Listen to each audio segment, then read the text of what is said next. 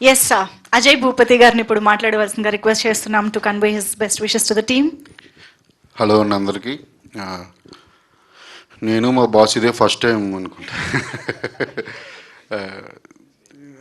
అంటే వేరే ఫంక్షన్ ఇలా ఫస్ట్ టైం.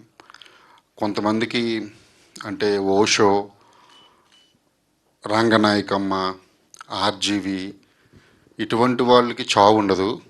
ఎందుకంటే చచ్చిపోతారు, ఏదోలా చేస్తారు. కానీ వాళ్ళకైతే కొన్ని అంటే ఇప్పుడు మనం హిస్టరీ క్యారెక్టర్ని చాలా వాటిని ఎలా అయితే మాట్లాడుకుంటున్నాము ఇప్పటికీ, అలాగా వాళ్ళ క్యారెక్టర్ని వాళ్ళ ఫిలాసఫీని కొన్ని వందల సంవత్సరాలైనా మాట్లాడుకుంటూనే ఉంటారు. ఇంకెక్కువ అవుతుంది అప్పటికి.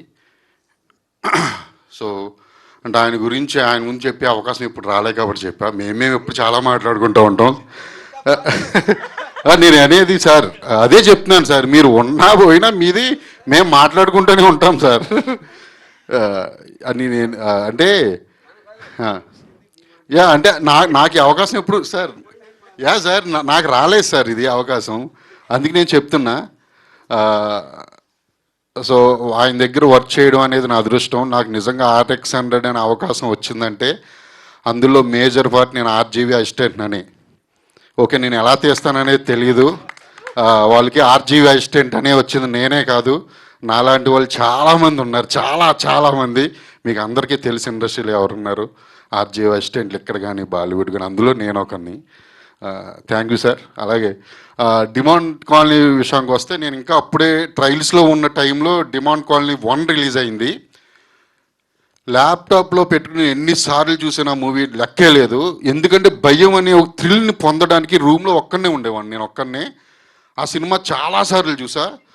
ఒక హాఫ్ ఆఫ్ ద మూవీ ఒక రూమ్లోనే జరుగుతుంది, నాకు బాగా గుర్తుంది.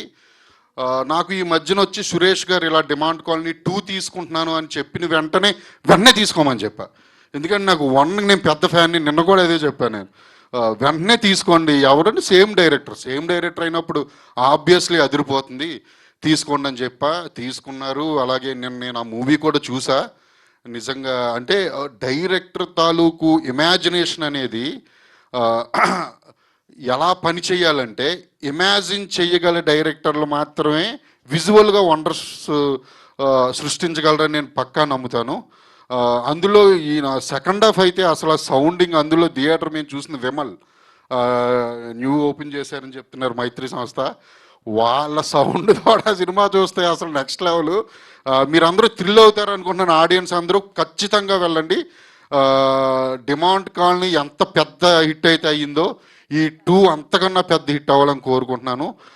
ప్రియా భవానీ శంకర్ యాక్టింగ్ ఎరగదీశారు. అండ్ డైరెక్టర్ అజయ్ ముత్తు ఆయన పేరు, ఆయన కూడా చాలా బాగా చేశారు. మిగతా ఆర్టిస్టులు అందరూ చాలా బాగా చేశారు.